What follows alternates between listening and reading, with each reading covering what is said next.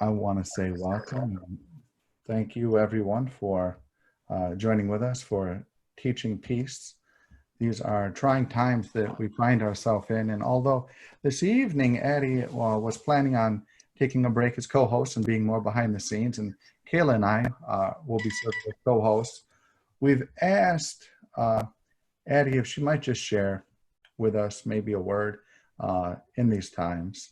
So thank you, Addie. Well, thank you, Jason.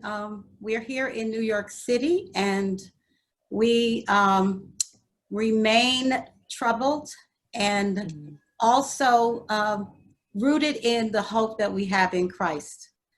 Christ's peace remains with us, compels us to be ambassadors of that peace.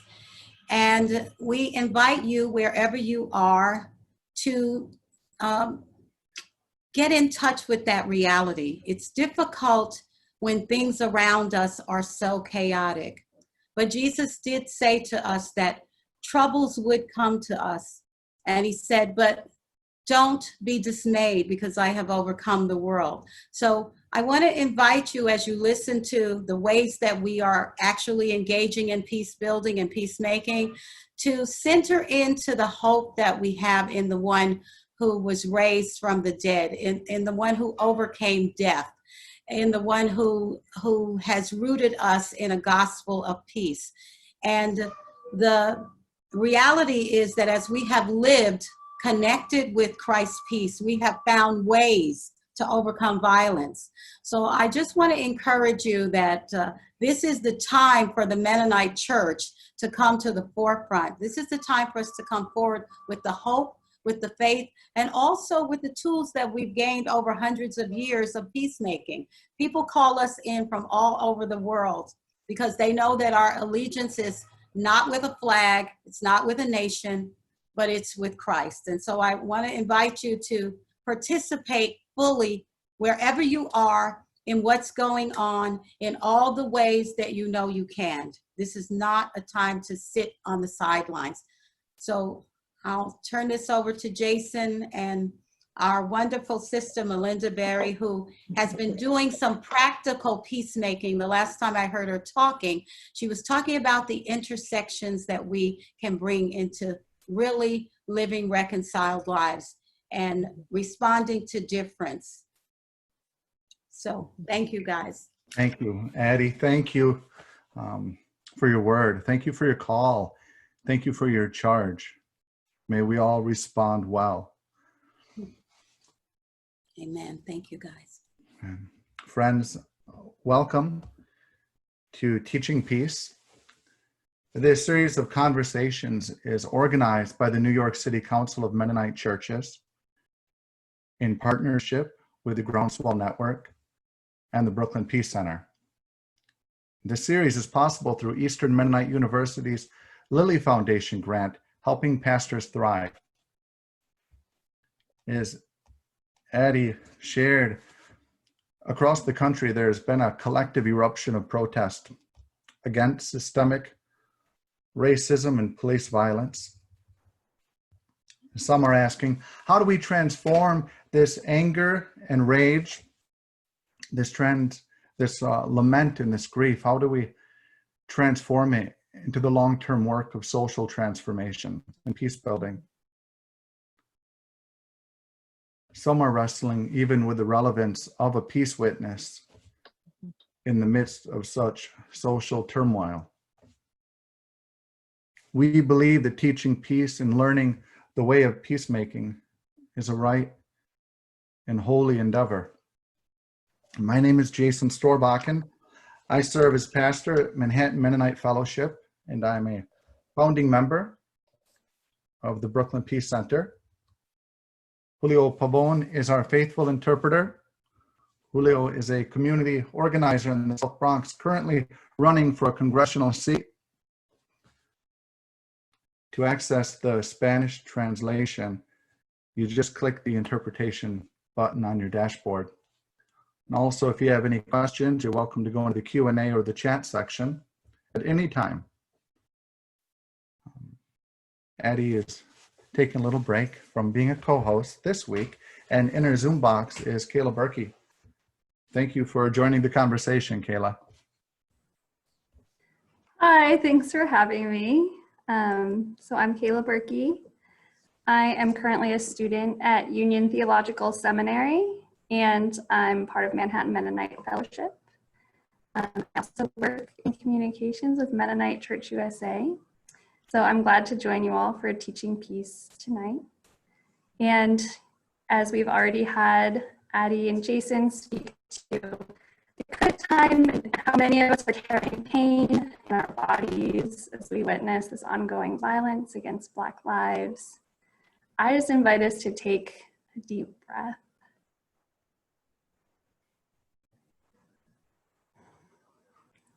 And may we continue in our conversations about peace to be acting on what peace do. And as we go on, I'll introduce our guest.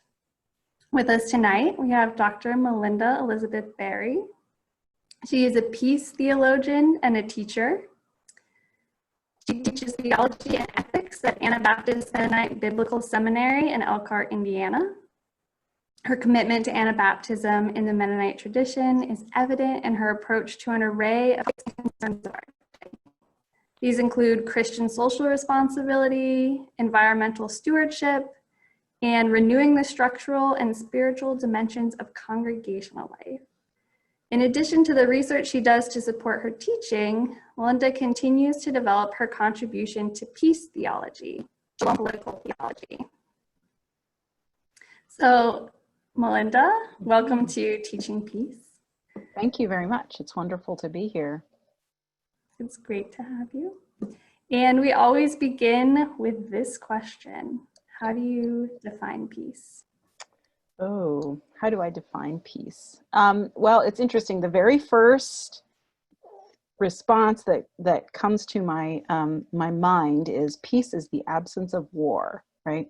But somebody famous said that. I can't tell you now exactly who. But I think we very quickly, especially as kind of Christians committed to the way of peace, quickly realize that that is a very, very narrow definition of peace. So when I go a little bit deeper and say to myself, Linda, you can do better than that. What surfaces for me, or the next place I go, are to these passages from the Hebrew Bible. We often describe them as oracles. That is, they're kind of visionary, prophetic pictures being painted of what the Hebrew people hoped or anticipated the fullness of God's dwelling on the earth might look like. So these famous passages that we hear, or Edward Hicks the Quaker painted these, I think over 30 images of the peaceable kingdom, is the next place that I go. When I like to talk about or rely on this biblical concept of shalom, which is a word that has lots of different kinds of meanings, ranging from the ordinary, shalom, how are you today, to seeking the shalom of the places where we live. And in this bigger, thicker sense, shalom has to do with right relationships between people. It has to do with right relationships between communities. It has to do with humans' relationship to the created order and our relationship to God. So being in a place where we have enough, where our well-being is cared for, where our needs are met in such a way that we can help others meet their needs. That's what peace means to me. That's how I think about it. In this, peace is abundance. Yeah, I like the fullness of the promise of peace that you talk about. How have Jesus's peace teachings specifically influenced, shaped your theological imagination? Yeah, that's a great question. So I'm gonna go back in time here a little bit. When I was a student at Goshen College, which is a Mennonite liberal arts college here in Elkhart County, where I live, I took a class called the Christian Faith, and one of the assignments in the class was to reach out to a church leader of some type who we admired or looked up to, and to interview them. And so I dutifully did this assignment, and I reached out to a woman who was on the faculty here at AMBS, who I admired, and so we got to talking about, you know, we had this list of questions, and one of the questions, either that I had added to the list or that came from the professor, was to talk a little bit about this discipleship question. And, you know, why is it that you are a peacemaker, was maybe the way the question was worded.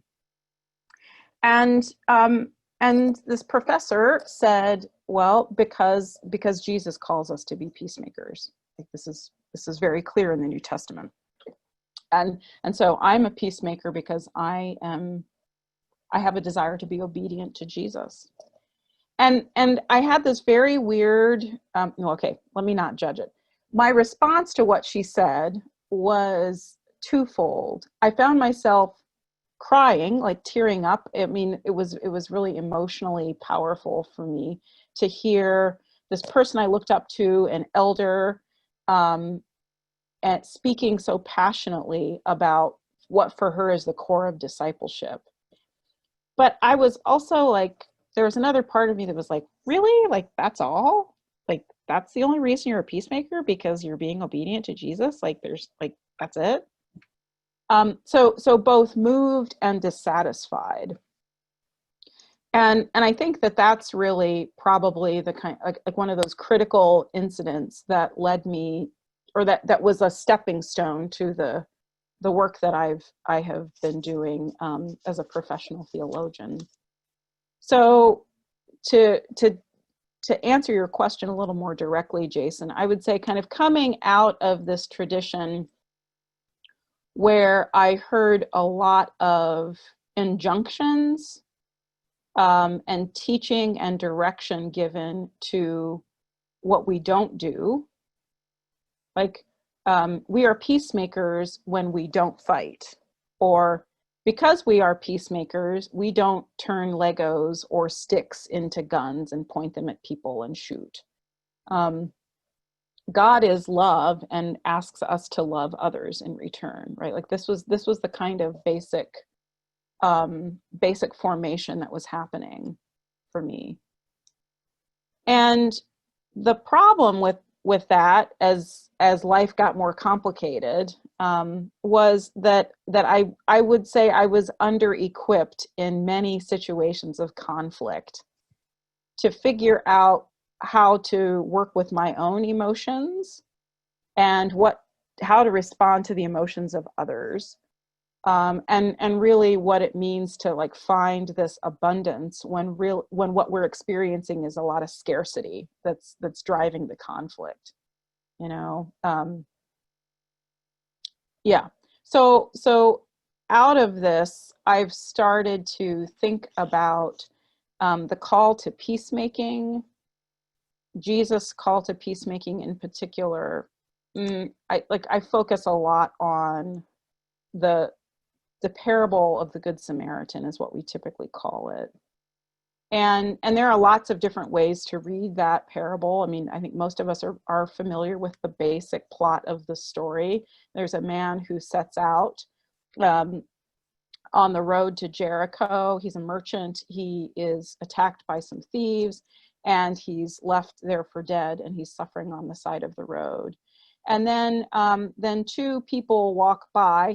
This man is Jewish, a priest and a Levite, and they both, because of the moral codes that they attempt to follow, ethical codes they attempt to follow, they cannot reach out and help this man because it would make them unclean. And so then a Samaritan, who is generally speaking the opposite of who these other three men are, stops to help the man along the way. And then again, we know the rest of the story. He pays for the man's care in an inn, and he comes back and he checks on him. And then Jesus Jesus uses this parable to ask or answer the question, complexify the question, who's my neighbor? And while the context of the parable actually in the text gives us some pretty direct ways to interpret the parable, it's important to me to remember and remind myself and others that parables are intended to be entered into from all directions. So that the day I realized that parable isn't just about me castigating myself every time I act like a Levite or a priest, that I am always supposed to be the Samaritan and go the extra mile. Like that is that there's a kind of distortion there, because really, if I am the man who's been attacked, I don't care who stops to help me. I need someone to show compassion, be compassionate toward me, regardless of what their party affiliation is, what their race is, what their gender identity is. And so when I allowed myself to kind of re-enter this parable from all of these different directions, and not just sort of turn it into this one-size-fits-all morality story with a lot of, you need to be like the Samaritan, otherwise you're a bad person. All of a sudden I realized, okay, part of what Jesus is anticipating is how difficult being a peacemaker is. Because there are going to be times when we can't go the extra mile. We are constrained by other obligations. And so how do we make sure that somebody is able to take a risk on our collective behalf and stand out in front, and then the rest of us can find ways to support? So in other words, through this parable, one of the things I have kind of decided or realized is that to be someone who follows Jesus and tries to take seriously the call to peacemaking means that one, it's a commitment that I make daily, and it's also a commitment that I know I will fumble daily. So it is a risky call. It is a difficult thing. And it's something I choose to commit and recommit myself to. And I'm grateful that God's grace can extend to me in the times when I say, today I can't. Today I can't stop by the side of the road. Today I have to be about this other business. So I mean, that's maybe an unusual way to answer the question, but I guess it's a way of saying that the call to peacemaking is a difficult thing to say yes to all the time. Yeah. Thank you for just sharing that story and that approach to understanding Jesus's impact, and that it's not easy, and that even religious professionals can get tired, and we can see ourselves in different ways. Mm-hmm. Cool. Yeah, I appreciate that way of thinking of it as a daily commitment too. As part of peacemaking, within peacemaking is a commitment to nonviolence, or the idea of nonviolence. And so I'm wondering if you can talk about how you experienced a call to committing to nonviolence. So, okay, so this is gonna, this will get me into like some of what I was doing at Union, and it will also get us into these conversations that are happening out on the streets of our country. So I was told that, like, as a Mennonite, that I am to be in kind of ideological disagreement with Reinhold Niebuhr, because Reinhold Niebuhr did not think that you could make Jesus normative for your peacemaking and your religious pacifism if you wanted to be socially relevant. So I'm, I had heard that, and then I was sitting in the Niebuhr seminar with James Cone, And I remember writing an email, or I guess it was when I was at a conference with some of my former professors from AMBS. I was like, so why am I supposed to not like Niebuhr again? Because everything I was reading was actually felt rather compelling to me. And so they reiterated this message, and I had a different container to hold it and understand it and interpret it. But so Reinhold Niebuhr's big beef with people like Mennonites was that we thought that we could be socially relevant by living out Jesus' New Testament commandments. Love your neighbor, pray for those who persecute, live the Beatitudes, right? Like, this is just, we just take the text and like embody it and live it, and that's what it means to be a faithful, peacemaking disciple of Jesus. And Niebuhr said, yeah, okay, that's lovely, but we also have to remember that Jesus was like the incarnation of God, and we are not. So that what Jesus did was love. As human beings who are not God, the best that we can hope to embody and put into practice is what Niebuhr calls justice. That is, approximations of love. Because human beings are always kind of in conflict with each other. We've got to try to find what Niebuhr describes as this viable balance of power among competing interests.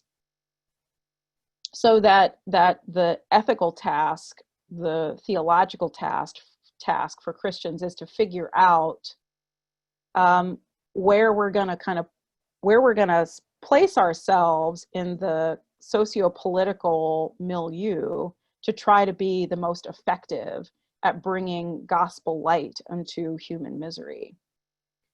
And another piece of this for Niebuhr was to say, because of course his context is the Cold War and nuclear proliferation. He's like, listen, folks, Jesus lived in first century Palestine. There were no nuclear bombs then. So to ask who would Jesus bomb? No one. Okay, like, we don't know that. I mean, we can make assumptions about this, right? But Jesus lived in a very different time and context than we do. So we have to be very careful when we try to draw these lines from the New Testament ethics to where we live in now the 21st century. Now, I find this fairly compelling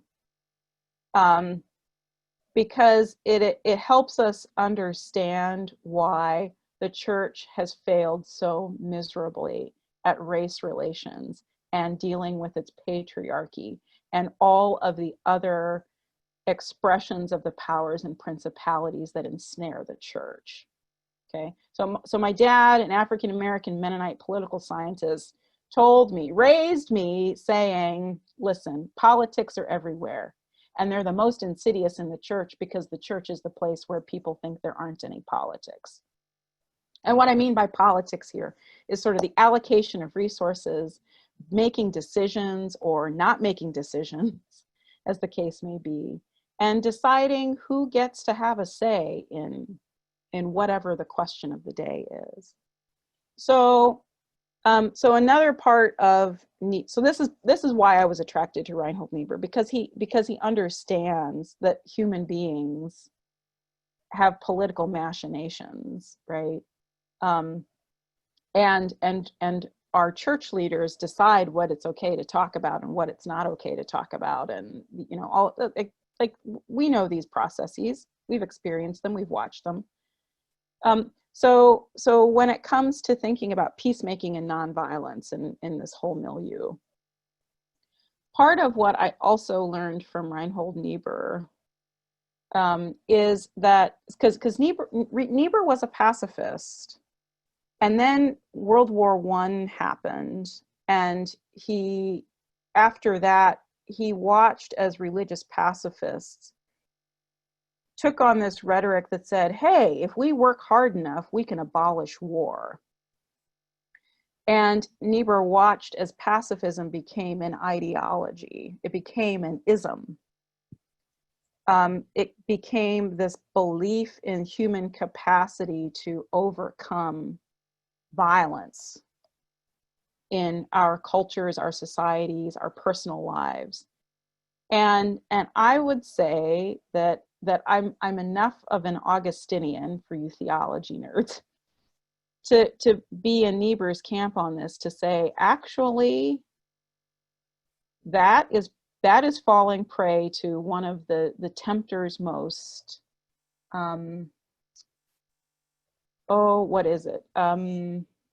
seductive lies for peacemakers. That if we work hard enough, we can get rid of violence in this world. I don't think that's the way violence works, and I don't think that's the way peacemaking works. So that's why I like the word nonviolence. There are some people who don't like, non or anti kinds of words, because they would rather say what they are for than what they are against. But for me, the word nonviolence is important because it goes back to what I was saying about committing to the way of peace as a daily commitment, and maybe even a commitment I have to make multiple times a day. I have to say no to the violence that is so much easier and so much more immediately attractive. And here I'm talking about the violence that I committed against my children the other day, when I lost my shit and I was like, Jeremiah, who is 6 years old, I am not talking to you anymore. You need to go downstairs because I have had it. You are pushing every single one of my buttons and you're doing it on purpose. And if we continue down this path, I'm going to take away patter time for the entire month of June, which just started today. And I know very well that you have no concept of what that means. And you can laugh at me like you are, but then that also means no ice cream. Okay? Like I wish I was acting. That's exactly what happened. No peaceful, reconnecting, nonviolent communicating mom there, right? Like, I lost it. I spoke to my children in a way that attempted to dominate them, that was about me establishing control over them because I was feeling so out of control. I was tired. I was stressed out by all this news and the fact that our country is on fire, and people don't seem to get why so many of us are so frustrated with the fucking police. Like, there are so many other ways that encounter with George Floyd could have happened. So many. Like, and peacemakers, like, we can rattle them off. But in that moment, I couldn't use that same creativity that I have for thinking about how I might criticize the police to extend grace to my children who were just being children. So I have to find ways to say no to the violence that is in me. Wow. What you're saying resonates with me. We've been feeling a lot of stress, and we've been talking a lot about a lot of language about being harmless in your words, but and I'm talking about in my household as well. And these are really trying times. Just pressures coming from all different places. I want to dig into your work, Shalom Political Theology, a bit. In this work, Shalom Political Theology, a new type of Mennonite peace theology for a new era of discipleship. You say that you're putting forward Shalom Political Theology as a feminist approach to Mennonite peace theology. You've already begun speaking to this, but could you just further explore the intersectionality of peace theology, Mennonite culture, and feminism, and maybe even bring in womanist theology perhaps into this space? Yeah. I'm wearing black and purple on purpose, in case anybody was wondering. Purple representing womanism.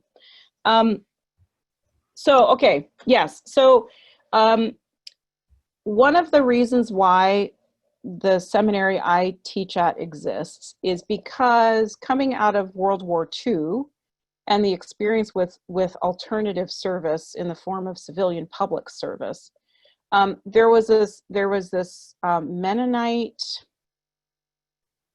I don't even know what kind of word to call it, this Mennonite movement, and it happened among Quakers and folks from the Church of the Brethren, the historic peace churches. They all sort of made this move to make pacifism, religious pacifism, intellectually respectable, right? Because how do you come out of how can you be a conscientious objector to World War II, right? Which had all of its, like, we got to get rid of Hitler, right? That's what World War II was about, or that was sort of the prevailing narrative, right? That this was a good war. How do you make your stance of conscientious objection intellectually sustainable, persuasive, and keep you from being called a coward, right? This is like the equivalent of trying to stand up to the just war bullies out on the the metaphorical playground.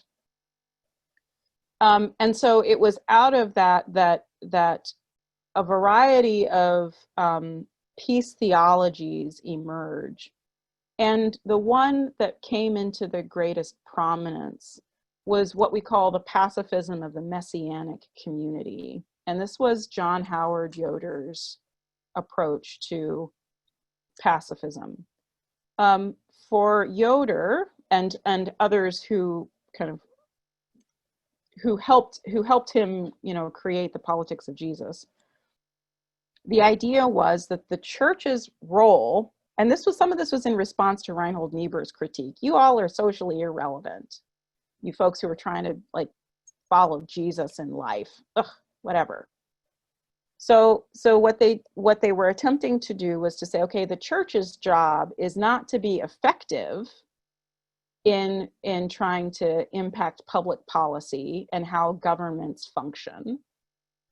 Our job is to be a light on a table or a city on a hill. We are to be a witness to the peace of Christ in just by existing as the church. Okay, so I'm guessing this is probably going to sound familiar to many of you. And so one of the kind of mantras that came out of this era was, what we care about is being faithful, not effective. If we're effective in being faithful, that's great. But our energy we are putting our life energy toward being faithful to the gospel of peace. So the other thing that this meant was, because the primary conversation partners were other intellectuals or other Christian traditions, there wasn't a lot of conversation about what was happening inside the Mennonite house of this Messianic community. Okay, the home economics of the Mennonite house were revolving around putting up people like John Howard Yoder to go talk to other folks out there and persuade them how misguided they were in thinking that one could go to war and be a Christian, right? And that starts setting up all kinds of small exceptionalisms. For example, I describe how I grew up in Goshen. I remember one of the first times I met Addie, she said, okay, I've met a lot of people who lived in Goshen, but you're the first one I've met who was born and raised there, right? And so I imbibed this culture that was an eclectic mix of Mennonites who had come from various places to build institutions in Goshen, in and around Goshen. And even though there are more Mennonite churches than any other denomination in Elkhart County, I sure did, like in elementary school, me and all the other Mennonite kids, we found each other, right? We functioned like we were a minority, even though we were in the majority. And I'm sharing that to explain that like I had this cultural mindset that like, hey, we are persecuted. We are weird Christians who don't pledge allegiance to the flag, and all of these other kids hate us because we're weirdos. And so we've got to band together to make sure that we know that what we're doing, like who we are and what we're about, is okay. It doesn't matter what the rest of the world says. I had my friends and I had just like reproduced the pacifism of the Messianic community as first graders, right? It's all really crazy to me when I think about it. That's how deep the formation went. So as I'm getting older and maturing and starting to ask a variety of questions, I realized like, oh, you know what? I don't actually agree with this. I don't agree with this pacifism of the Messianic community, or at least I can see some of its blind spots or the things that it can't see about itself and the way it is actually perpetuating violence. So my interest was in kind of furthering this peace theology project that was started at this institution, or this institution had a big role in shaping. And see, it took me like 13 years to finish my dissertation. And part of the reason why it was so blippity blip hard was because I entered with this understand, like someone actually said it to me, I think. Like, well, if any serious Mennonite who's like, or any Mennonite who's serious about writing a Mennonite dissertation needs to write about John Howard Yoder. I didn't want to write about John Howard Yoder. And it took me years to figure out that I didn't have to. That I could still be Mennonite and not write about John Howard Yoder. That's how deep the messaging went. And part of what was also at work here was this reality that the person who had shaped the most influential articulation of peace theology, John Howard Yoder, was a sexual predator. And people knew it for decades, right? So a friend of mine, Linda Gaiman Peachy, would show up at conferences and say, hey, can we take women's voices more seriously in our peace theology? Hey, can we take women's voices more seriously in our peace theology? Hey. I was like, yes, actually we can, and I'm going to do that. So part of what I'm interested in doing is trying to create some paradigm shifts in peace theology so that we don't just keep doing what Max Kennel describes as this kind of dissociating, where pacifism is like this thought experiment. And that what we're doing is we're psychologically and emotionally preparing us so that if somebody breaks into our house and threatens our loved ones, we don't try to retaliate, right? That's the scenario that, or one of the kind of key scenarios that often would get talked about in the literature. So I was also, so Shalom Political Theology is an attempt to kind of get us talking about how peace functions in our households and in our internal bodies, and what kinds of practices we can develop so that peace isn't just about what we say no to, but what we say yes to and how we want to be formed. I think another dynamic that surfaced for me around peace theology was I would teach occasionally in Mennonite settings when I was still a grad student, and I took a class that James Cone developed at Union, Malcolm and Martin, or Martin and Malcolm, where he did this comparison of Martin Luther King Jr. and Malcolm X, and I threw the Mennonites in there. So we did this kind of comparative look at how Mennonite peace theology, what it has to say, or how it contributes to a conversation around racial justice and social transformation. And one of the things that was shocking and kind of dismaying to me was the number of white Mennonite students who found themselves saying, yeah, I was raised to be pacifist and these are my values, but like this is my pacifism is all born of privilege, and I would never want to tell somebody who comes from a different socioeconomic background or a different life circumstance, that they should reject violence. And I mean, okay, I can assent to that intellectually. That makes sense to me.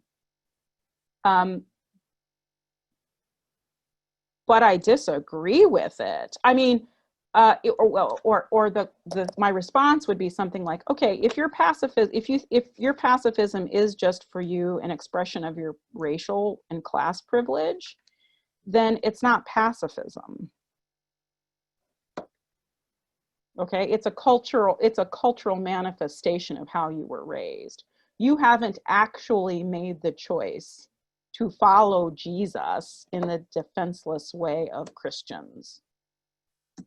Okay, and if you need some inspiration, there are plenty of fill in the blank people who are not like you who have chosen this path. So pacifism isn't simply an expression of white privilege, right? And it doesn't have to be. And so I think for me, this is also something that I'm trying to grapple with in terms of Shalom Political Theology, is how do we engage in reading our social location? Like, that is, the litany of ways that we are who we are. This gets at intersectionality, right?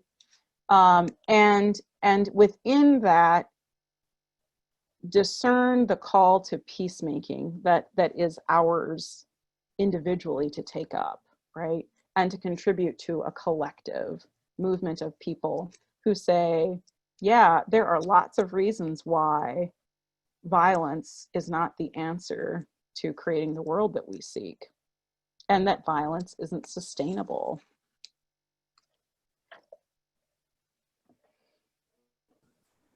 Oh, thank you for that. Mm-hmm. I want to ask a question about just some of what you've written about Shalom Political Theology. Okay. You mentioned that there's a deeply felt need for theology to respond to persistent social problems. Mm-hmm. And you mentioned both a public longing for spiritual renewal and also a longing for social transformation. Mm-hmm. And I'm wondering if you could reflect on that within our current context with COVID-19, with responding to systemic racism. Yeah. So one of the things I would say that one of the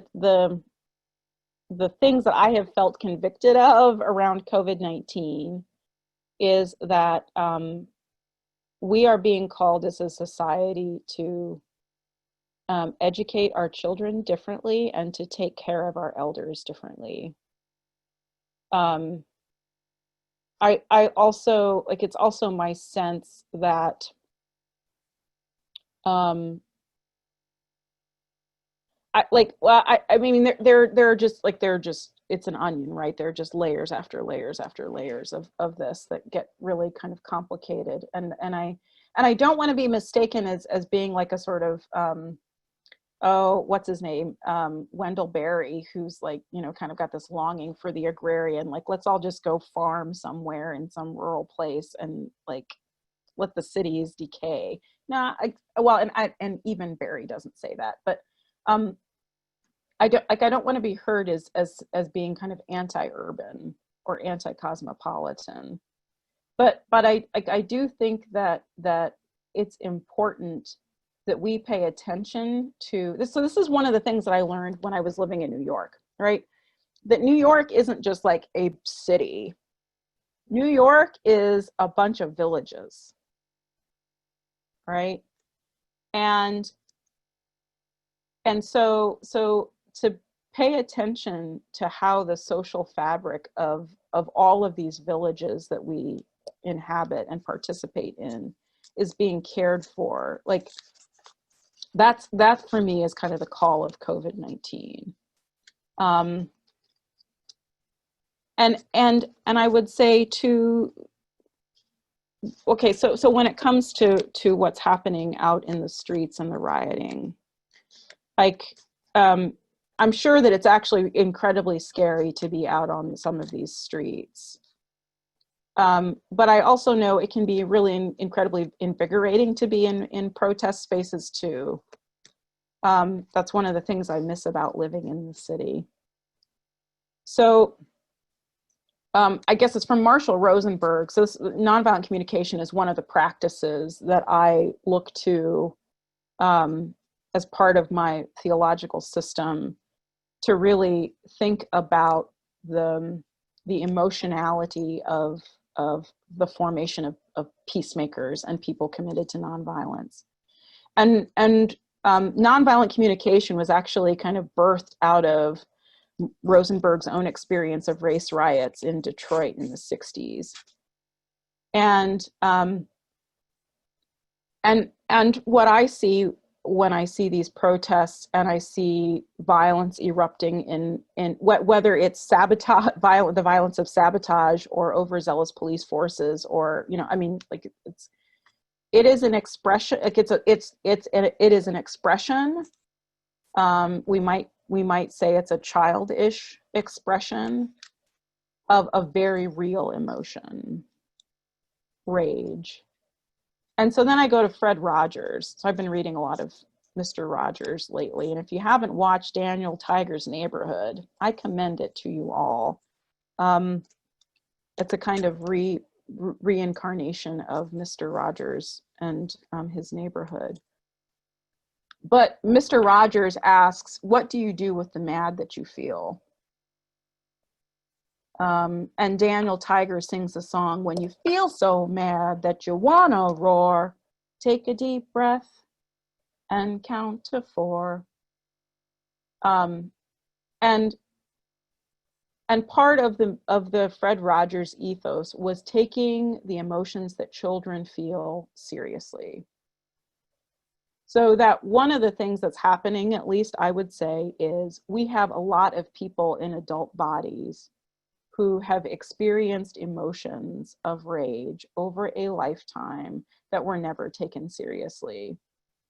Either because their caregivers were afraid of their own anger or the anger inside their child, or we were taught to accommodate it because the powers that be are stronger than us. I mean, they're like, all kinds of accommodation strategies have been used within all kinds of sectors of society.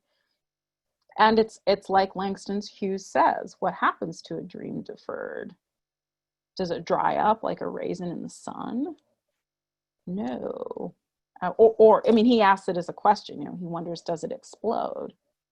And I think the answer, or at least for me, the answer feels pretty clear. Both things happen, but today, now it's exploding just like it did 40, 50 years ago. So I think that this is, like Addie was saying, like this is an incredible time for Mennonites. I would say that I regret that we don't have a kind of galvanizing figure, somebody who will put us on the map in the way that John Howard Yoder did. Because yes, I think we have incredibly important things to contribute to how the world can, how this country can think about what it is that we're facing. Yeah, I'll stop. I mean, I'm a lecturer, so I can keep going. And I've been thinking about it. Maybe it'll be a myriad of voices rather than a singular voice that leads this movement and embodies this witness of the Mennonite Church. I got a question here, and it relates to another question. So I'm going to put the two questions together. There's a lot of anger, a lot of rage around the murders of Ahmaud Arbery, Breonna Taylor, and George Floyd. And some are wrestling with the relevance or impactfulness of peace theology. I even saw a meme from a pastor. It got me thinking, and I'm leading the Teaching Peace series. And it said, even Jesus attacked merchants and destroyed property. The gospel is not always peaceful, but it is always good news for the oppressed. And then I got this question. Isn't peace language, and you were speaking to this, isn't it often co-opted by white moderates to enforce the status quo? And is there a time and a place for peace? And should we talk? So basically, like, there's a time for war, a time for peace. And should we talk about peace when Black and brown bodies continue to be brutalized by cops? It's a big question. Mhm. Yeah. So this would be where I would opt to talk about nonviolence. Mm. Because so the dissertation that I wrote involved Reinhold Niebuhr, Martin Luther King Jr., and Doris Jansen Longacre, who developed this More with Less cookbook that some people may have heard of.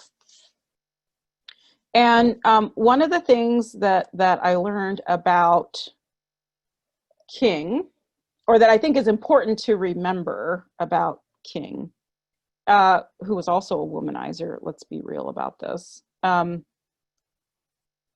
So he was committed to a form of theology that's called personalism, and a particular school of personalism that was okay, I was just going to use a big word, promulgated. It was housed, or it had its roots in the Boston School of Theology, where he did his doctoral work. And personalism is this view that understands God as being like this incredible force out in the cosmos, but God is also really interested in you. God is personal. And so it's very, we describe it as having this metaphysics. That is this series of principles that function kind of like physics, you know, like if I hold up this pen and I drop it, gravity, like the law of physics says gravity says it's going to pull it down, it's going to fall. So we take metaphysics and they create these principles saying, like, this is just how the universe is. And in personalism, so this philosophy, this sort of theological worldview that King was committed to, the moral foundations of the universe are love. So that if somebody, if a political regime or a person or the course of a nation's history or a civilization's history lives with the grain of the universe, the moral arc of the universe, then it will prosper, right? Or it will be vindicated. If somebody stands against that arc or violates the moral foundations of love, then the universe is going to break them. Now, this metaphysical claim doesn't get at the urgency that some people so I think some of these questions that you've raised here, Jason, that the audience has raised it's related to time and a sense of urgency and immediacy. So sometimes we get into conflicts over, are we playing a long game here? Or is it about this moment right now? And I tend to side with those who would say, listen, we need to find a way to split the difference.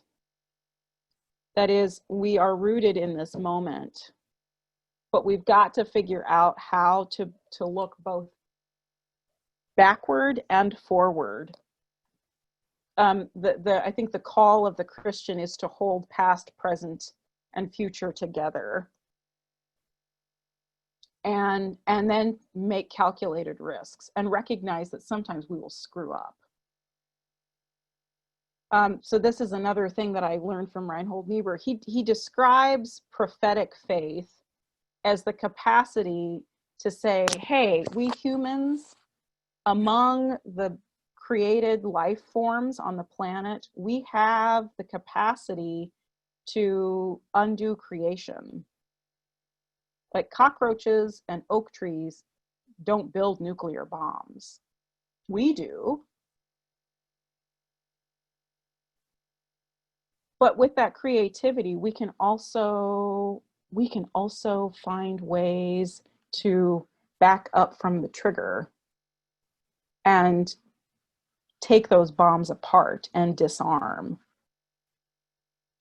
So I think for me, like the relevance of a peace witness when people are dying, like it requires humility because people are always dying, Jason. You know, I mean, I found myself asking, okay, so how many times have I breathed since George Floyd stopped breathing? Or since Trayvon Martin stopped breathing? Or since. And how many times do I go to sleep at night when Indigenous women have the hashtag Am I Next, right? So I think that to have a Christian perspective on all of these things is to recognize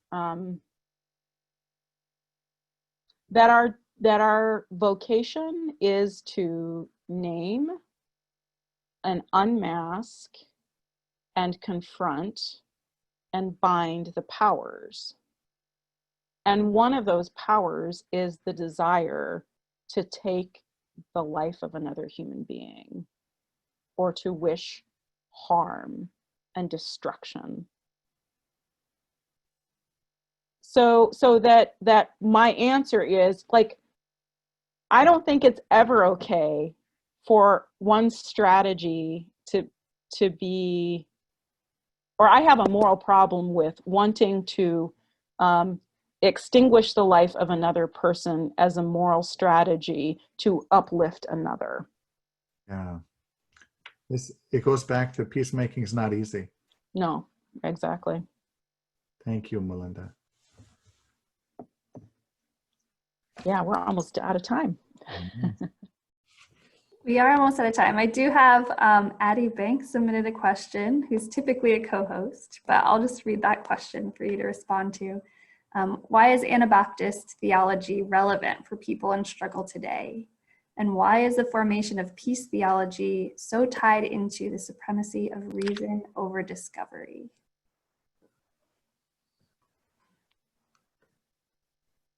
Can you read that again? Why is Anabaptist theology relevant for people in struggle today? Mm-hmm. And why is the formation of peace theology so tied into the supremacy of reason over discovery? Okay, And that's a big, go ahead. it is a big question, and we only have a couple of minutes left, a minute or so. Is there a way to respond to that? Or what I think so. I think I've got it. Otherwise, I was going to use it as a teaser. Oh, sure. Okay. We have a time of about 30 minutes where we can gather together and all be in a common space and continue to reflect and wrestle with these important issues. Mm-hmm. So we'll have it as a teaser right after. Okay. And I think Kayla has the final. Only about 10 more questions, but they're really, really quick. We'll see. All right, so to end on just a lighter note, we're going to do a lightning round of either or to learn just a little bit about you, just quick answers. Pancakes or waffles? Oh, moral dilemma. Next one. You could also pick both, right? Okay, both. Mornings or evenings? Evenings. Book or movie?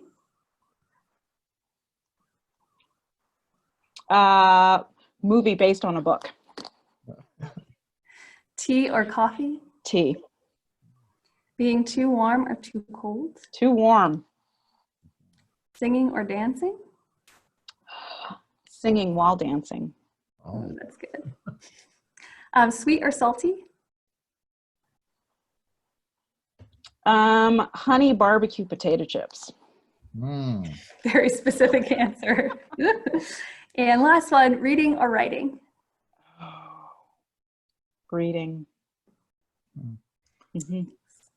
Reading. Thank you for playing, and thank you for the meaningful conversation and joining us. Well, thank you for the opportunity. We will have a breakout session afterwards. Okay. I want to thank everyone just for joining and being present in this time. It's important to lean into these peace teachings and to stay open to hope and promise, especially in such trying times. Next week, Addie and I will be in conversation with Lema Gabawi, Nobel laureate, and the time may be different because she is in a very different time zone. So we'll share with you through email. So thank you all for joining with us, and go in peace.